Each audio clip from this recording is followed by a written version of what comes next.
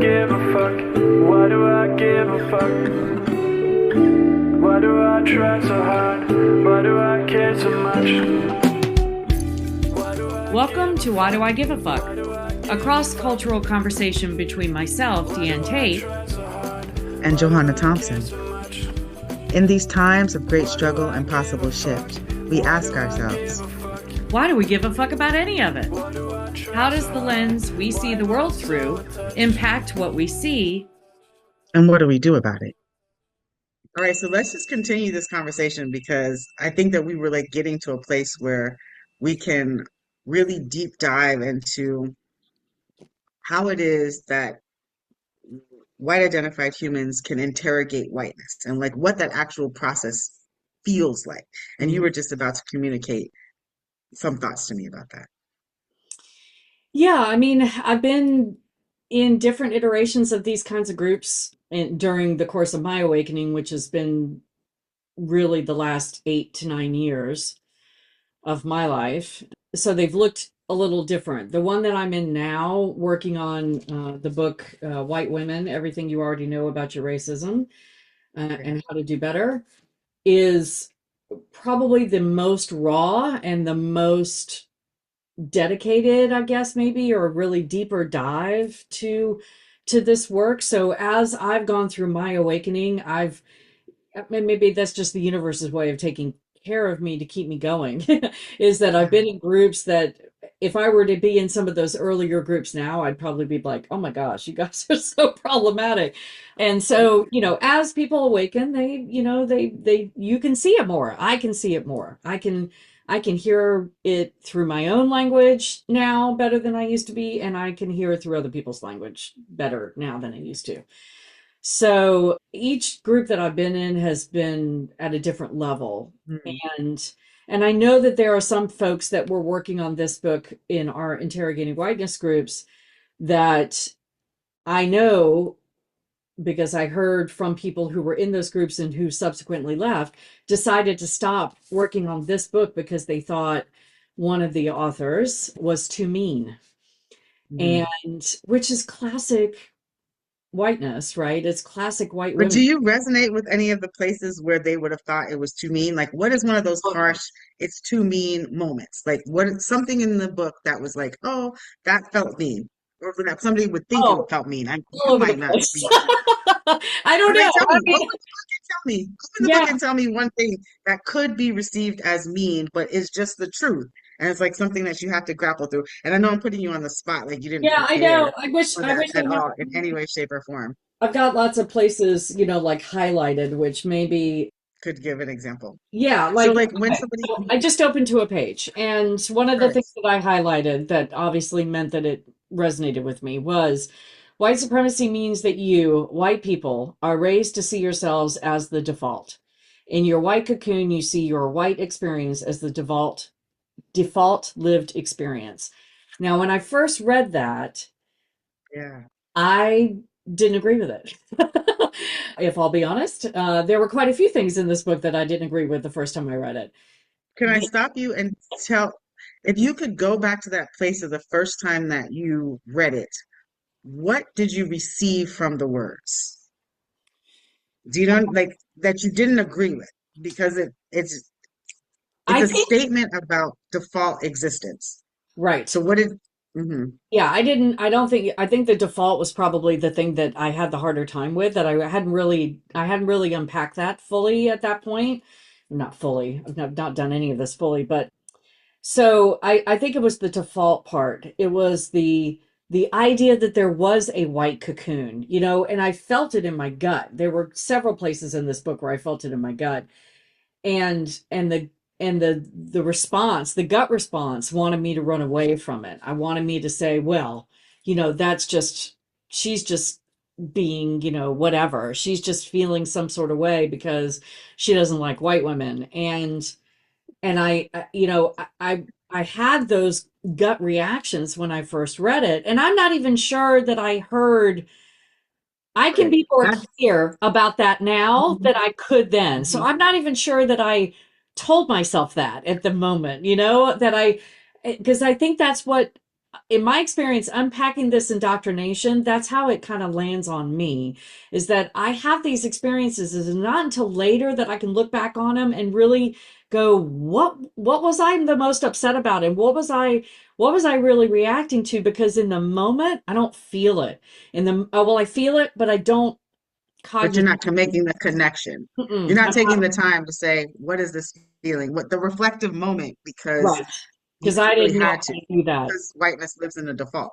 Right. So, right. The default is why I didn't know how to reflect, but I didn't know that. So, right. So Yeah. now I know that. So now I'm like, okay, when something like that happens, when I feel that punch in my gut, I'm like, okay, that's something I got to pay attention to. It's something I need to listen to.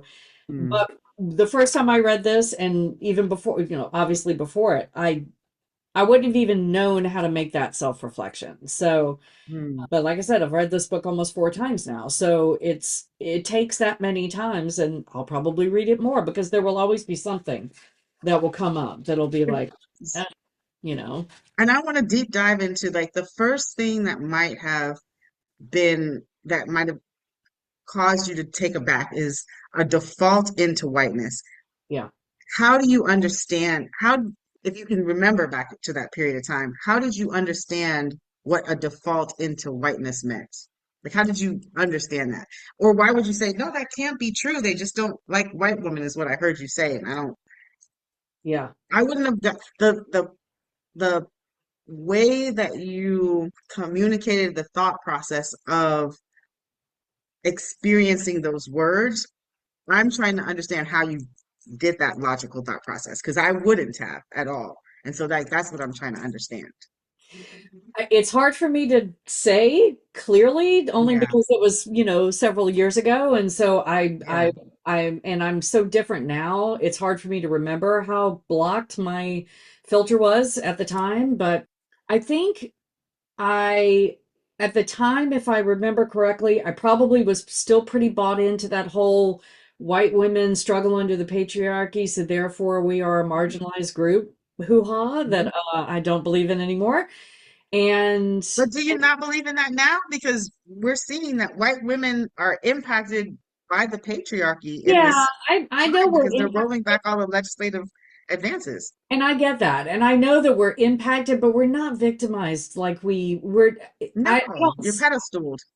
Yeah, I don't see it as I don't see I'm reading They Were Her Property kind of blew that up for me, but it talks about how white women, mostly white women, owned a lot of the enslaved, that the landowners would put the Mm, enslaved in their wives' names, mm, for various reasons, but it breaks down that stereotype of how white women are so put upon by the patriarchy, and we're so victimized, and we're so, yes, it does impact us. I'm not saying it doesn't, but that whole, oh, poor pitiful us, and we had to work so hard to get the vote, when I had no clue that black women weren't allowed to vote when we got the right to vote. yeah, That was man. totally not on my radar until just a few years ago. So Mm, so that whole victimization stuff is the thing that I know I was still bought into that. So the whole default thing, probably, can if I can go back to that moment, probably had to do with me still thinking that we were victimized by patriarchy. So therefore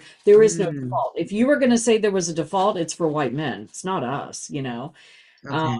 we still have to fight for everything that we get, which is total bullshit. We are on a Mhm. pedestal. We are the ones that benefited the most from affirmative action. We were the ones that benefit from all of the privilege. And that to me feeds into the default, which I was not aware of when I first read this book, that whole concept of how our society is built for whiteness comfort, but most especially for our comfort. That's why our white tears work so well.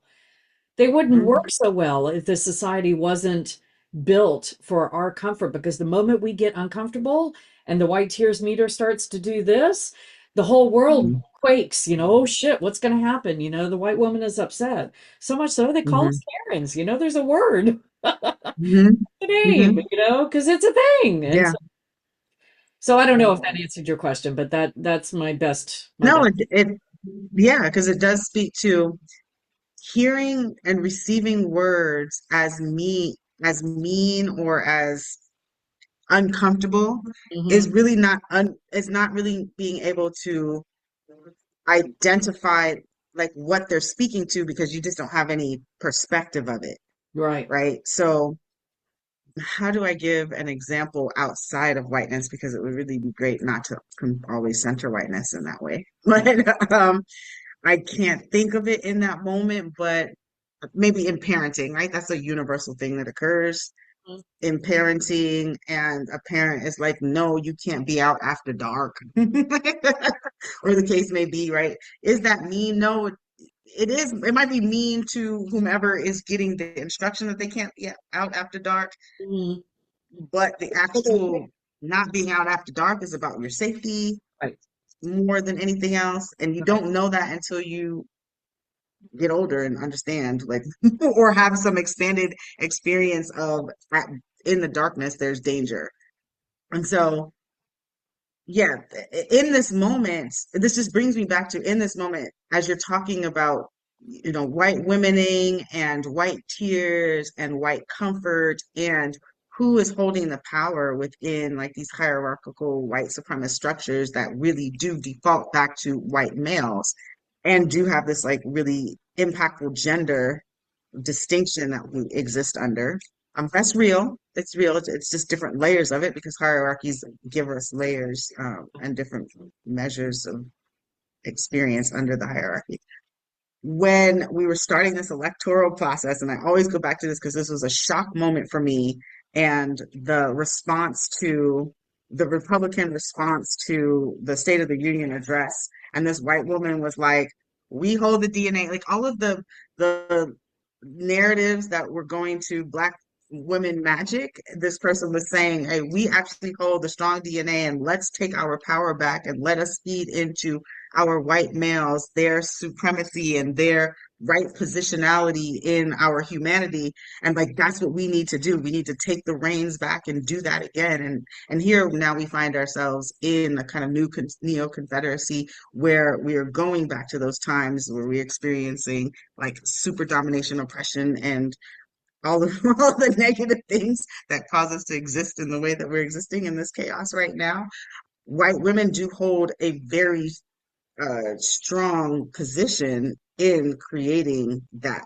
So when you have to reflect on your behaviors and you're receiving that as something that's harmful to you, it's really hard to create balance out of that, right? The internal struggle that you deal with as you're sitting in this interrogating whiteness, if you can't really dive into what the meaning of the words are and be gentle with yourself as you're hearing it because it's not like you've done it. It's the systems that Hmm. we've created Right. uh, position you in this very pedestal.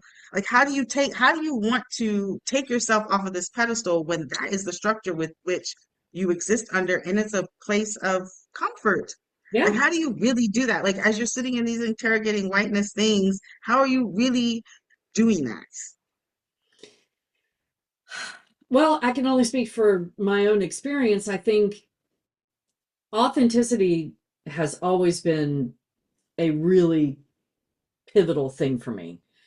I grew up in a traumatic household and where Mm, we were expected to experience this trauma and then the next day act like nothing happened. mm, Just that lack of accountability uh, my first husband used to call me the accuracy police because I was so focused on things being accurate. I was one of those annoying people that would stop okay. in mid story because he'd get it wrong and Uh, I want to tell it right. right. It's a trauma response for me. It's a compulsion for me for things to be right. And Mm, in that need for accuracy and authenticity, when I realized in my awakening that I wasn't being authentic, I thought I was being authentic. I thought I was a good person. I thought I cared about other people. I thought I thought I was a person that stood for social justice. And then I was like, holy shit, I hadn't done any of my own unpacking. I hadn't done any of that. I had not knocked myself off the pedestal, and I needed to. I needed to get knocked off, and I needed to knock myself off. I needed to jump off of it. And so Yeah. when I realized that, for me, it's like my Dr. Maya Angelou says, once you see it, you can't unsee it. I can't unsee it anymore. So it becomes a compulsion Got to you. me. The same compulsion that I had for authenticity and accuracy, I now have for knocking myself off the pedestal. And I don't want anyone listening to this thinking that I think I've got this all figured out. I do not. And there are times where I still need to get knocked off the pedestal. And I have beautiful friends in my life, like you, including you, and others who will Knock you say, up on any pedestals? you know,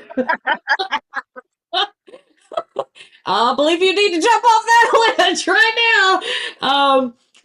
Including my partner, who is a black man, who, I just the other day said, please jump down. And so but that's important to me. I have seeked out people to be in my world that will say, time to jump off the pedestal, and or let's jump off together, depending on how they identify. Mhm.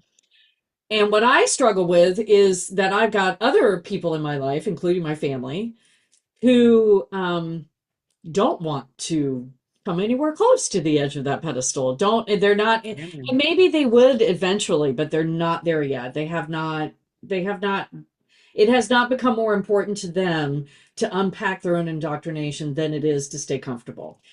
And Mhm. so I just keep nudging them Yeah. because I can't Being not do present. it. So yeah. Yeah. No, and that's the thing that we, in this moment, especially like within the global community, that we want to keep on doing, right? Is we want to keep on nudging, keep on being present, keep on being curious with each other, and then creating these opportunities to have conversations. I do think that it's really important to have conversations with white folks among white folks, but the accountability partnership is important because you don't want to get into a place, and this is not just white folks and white folks, it's like when people are talking to each other, have some measure of accountability, because when we don't, it looks like what we're seeing in our leadership of the United States right now, right? Right. There's a whole lot of stuff happening, and we're trying to figure out what accountability is going to look like, and that's really being difficult because the systems that were created, our three branches of government, are not working in the way that they were initially established, right? So we see what that type of chaos can lead to. I hear you. I see you in the motion of saying something. Well, yeah, it just occurred, a light bulb just went on over my head that, for in our last episode we talked about, now the DEI has been greatly dismantled in a lot of areas. What can we do? What can be done? Criminalized. And sorry? It's been criminalized. DEI has been Criminal. Yes. criminalized. Yeah. Yes. Hmm. And it just occurs to me that this is something that white people can do. If the official spaces of DEI are no longer allowed to be present in organizations and in groupings and in places, all across the board, schools, places of worship, all of those things. If white people want to know what we can be doing to counterbalance that, we can be doing just what you and I are talking about right now, which is doing our own unpacking and learning how to do those nudges and not being afraid to do those nudges, because I get it gets it, I walk into a room and people's eyes start rolling. If they're all identified as white, they're just waiting for me to call somebody in for something. And I'm not complaining, not saying that I'm poor. Don't feel sorry for me, but it can get exhausting, and it can feel like I'm the person, I'm the one that's going to be bringing that in. And people will separate themselves from you. They won't reach out as much. They won't want to call Yeah. up and just shoot the shit with you because they're afraid they're going to say something wrong. All of those things are true. And Yeah. we will still be in community with people. And so I'm continuously trying to learn how to do that whole I'm curious doesn't work for me. When I say it, I hear you. And it sounds so inauthentic coming out of my mouth but you and I talked about this, how you having an I'm curious moment with a white person is different than me having that Hmm. same moment with a white person because I'm just like, oh, get over yourself, you know? And so, Yeah. um, And then that white person might also be like, you know what I'm talking about because you have the same experience. So why are you curious about this thing? yeah, Because it they'll be just, like, don't act like you don't know that we yeah. can walk into a store and not be followed around. You know, and they know when I say, you know, I'm curious, or I said on a Facebook thread yesterday, and I've got to go back there and see if the guy pushed back, but he Yeah. wanted all lives matter my post, and I said I invite you to explore. So that's my Thank I'm you for that curious language. David, I invite you to explore why you're upset at my post because my post Yeah. was essentially because I'm seeing a lot of people on my in my algorithm going, I stand with Ukraine, I stand with Ukraine after the Oval Office debacle that happened the other day with Trump and Zelensky and I just said, you know, I'd invite you to think about why you're so quick to rush to I stand with Ukraine when Palestine, Sudan, Congo, Tigray, Haiti have been, you know, being decimated for years and decades, some, and you haven't said a peep, you know, and he wanted to all lives matter. Well, this is what's happening right now. So this is what people are, it's like all of it's happening right now, you know, Right and now. I'm It's not all saying that happening you right now. shouldn't Yeah. empathize with Ukraine. I'm saying, why are you so quick to empathize with Ukraine and not the others? Mhm. That's the thing to unpack. So I haven't gone back to see what if he responded to my I invite you If to it was fine. explore. Yeah. No. And that's real. And like we're like foundationally, what is it? Like, can we name it? Will people actually name? Well, because those folks look more like me, and Mhm, then we have a lot more desire, or we have a lot more connectedness with those things that are in group to us, mhm, that mhm. we identify could impact us in the same way because it's representative to us, which is why representation matters so Right. intensely. Well, I don't know if you saw, did you see the presser that I'm referring to with Trump and I have no idea. Zelensky? No, wow. I mean, Mm-mm. if you get on YouTube, I'm sure you can find it. It was a shit show. And Mm, what's interesting is that, you know, Zelensky is a Zionist. I mean, hmm. one of the first places he went for support when Russia invaded was Israel. And Okay, I did not know that. Yeah. so people, well, Mm, I'm learning this too. So I don't hmm. mean to sound like the one with all the info, but what's interesting is that people are so quick to see him as this poor, bullied, you know, human who was, I grant you, Russia invaded Ukraine, you know, and Trump is trying to change that narrative. He's actually accused Ukraine of of invading Russia, that Ukraine is the aggressor. I mean, that's the Is narrative that that what he's been. is that Yeah, what he did? yeah, yeah. But interestingly enough, in So this, he was basically saying that there was manifest destiny of Ukrainian territory that actually belonged to Russia. Like I don't even understand no, how he's not he even could make he's that. not going that deep, but he's basically saying that Oh, Zelensky holds the power, that if Zelensky wanted to find peace, that he just needs to come to the table. He's not exploring at all that it was Russia was the aggressor. He's talking about Zelensky being a dictator and how he has all the power. So in the Oval Office the other day, it was Trump and JD Vance and you know, baby Marco and Zelensky, and JD was the one, he was told to come after Zelensky, so he did the bidding. And then Trump just started going after him and saying, well, you're not thankful enough, you're not grateful enough, you're disrespectful to our country, we've been doing everything we can to help you and you are disrespectful. When you are thankful enough, then maybe we will decide to help you, but until, you're never going to get peace if you keep being so disrespectful. And JD was going after him and going after him and going after him, and it was just, and so the result of that is that all of the bleeding liberals are all going, oh, well, I stand with Ukraine because he was bullied by our commander in chief in the Oval Office. And I'm like, but everything that Trump was talking about how he wanted Zelensky to do, has been done to the Palestinians all of this time, and we've been funding it, and the disconnect is not there. So that's why I called the guy in. You know, I was just like, I put the post out there. I knew somebody would poke at it, and he did, and we'll see. But Yeah. that's how we continue these conversations. So anybody identifies as white out there, you know, the thing that we can do above and beyond, you know, trying to get our corporations and organizations to find a new way to do DEI without calling it that, is to continue to have these conversations and to continue to be the person that goes, I invite you to consider when you're having conversations, Yes. because you know we are the ones we have to change. Our indoctrination has to be unpacked by us, and we have to unpack our own indoctrination, and that's the only way that this is going to shift. So Yeah. I'm off And my. all of us are impacting indoctrination, right? Because, like, again, the default, to your point and to the point of interrogating whiteness, the default is that we exist in, you know, Western civilization, in All I know is white male ideology and structures and systems that are comfortable and allow the power to really be held in white males. If you are participating in that, again, because I'm on a land that doesn't seem to be what the standard of the I criteria love is, and that it's for you. lovely. I'm so happy for you. Yeah, I I mean, love that for you me know, but too. also too, the white men, we are the Hmm. ones that hold the power over the white men. I mean, we can Exactly. Okay, so turn talk about that, white lady. all of that, all of the, I mean, Yeah, we are, man.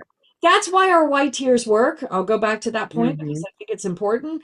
We Hmm. hold all of the power. If our men want Hmm. to be satisfied in the bed, we hold the power. If our men want to have the dinner on the table and their children raised, we have the power. If our men want to, you know, how many times it's white men are at the top of the food chain, but only because we keep lifting them up there. We keep That sticking part. a pistol under All them. of us keep, To hold you up. everyone keeps lifting them up to that. Yeah. Right? Yeah. Everyone though keeps lifting them up to that. If we're looking at like True.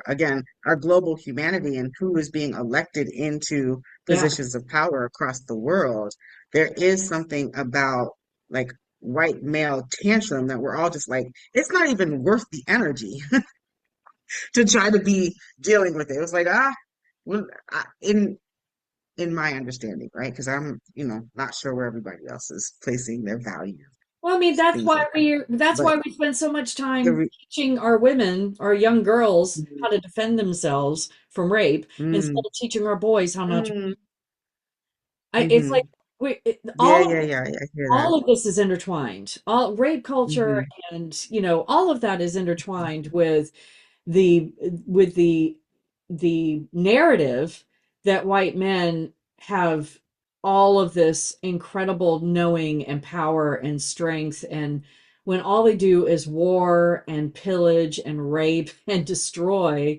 and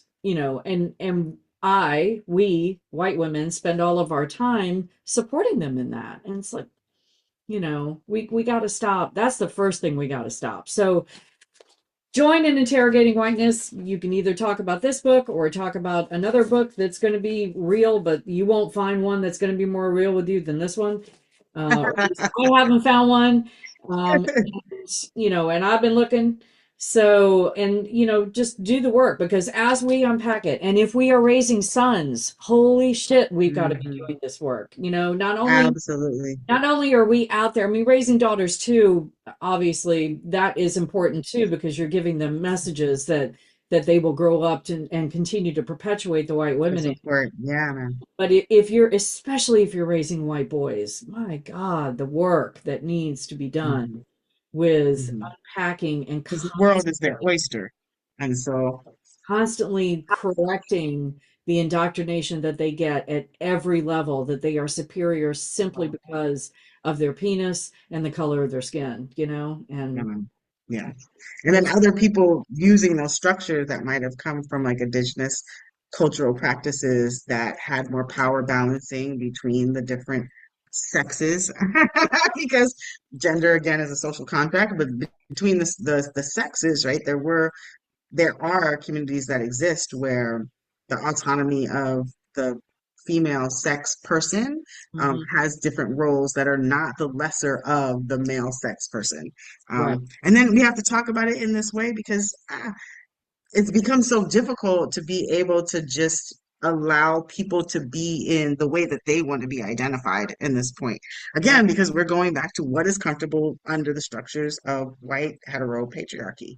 Right. And that's not the world that we exist in. That is such a small percentage of the demographic of humans. And it is so destructive to what we're seeing when Donald Trump can say that the country that has been raided by a larger country has to show some gratitude and what did you say? Which Oh, was that? He said it's he so he outside of wasn't grateful enough. He wasn't. grateful enough for the support, but Mhm. we have systems of allyship where we're supposed to be supporting what we understand as democracy, but maybe it's also because democracy in the way that we understand it from the people, for the people, by the people, is Yeah. not what is happening right now, right? We're moving into this That's how we were very, taught. Getting back to that whole being taught lies, yes, that's how we were taught, but that is not how this country operates. It is an oligarchy. never has. Always has been. Mm-hmm, It's never been a democracy. But we were taught mm-hmm, that it was a democracy, and it functions as a pseudo democracy, but it's not. not It's at all. and so yeah, the if you want to waste any kind of time, it's quite interesting to watch that press conference that happened in the Oval Office with Zelensky and Trump because it was disgusting. It was a disgusting display of white male dominance Mm-hmm, and throwing up emotionally and all over the place. And Zelensky, he just sat there and he listened and he took it, and there wasn't much else he could do. I mean, they set him up for it. They set him up mm-hmm, for the spanking. Um, mm-hmm. to all my There web people, are things that we can do. Yeah, man. I don't want us to like. yeah, he could I have don't stood want up us to. in that moment. He could have stood up to him. He could have said And then something. there is also something about allowing that to happen and for people to be able to see it for what it was, Hmm. right? And not saying anything back and just like, you see what these people do? I don't even need to say anything because the world will see this and hopefully the world will be disturbed Hmm. by what it is that we're seeing because this is quintessentially white male heteropatriarchy telling me that I need to be grateful for them allowing me to exist. That's Yeah, bananas. yeah, And no one allows me to exist. Nobody has discovered me. Nobody is telling me how I'm going to die. It's just yeah, not what's in my spirit, vibration, or energy in any way, shape, or form. absolutely, my friend. Why do I give a fuck? Why do Thanks for I give joining a us. fuck? Until next time, Why as you do I move try throughout so your day, hard? continue to ask yourself, Why do I give a Why fuck? Do I Give a Fuck is produced in collaboration with Johanna and Diane. Music by Norwegian musician Water. See you next time.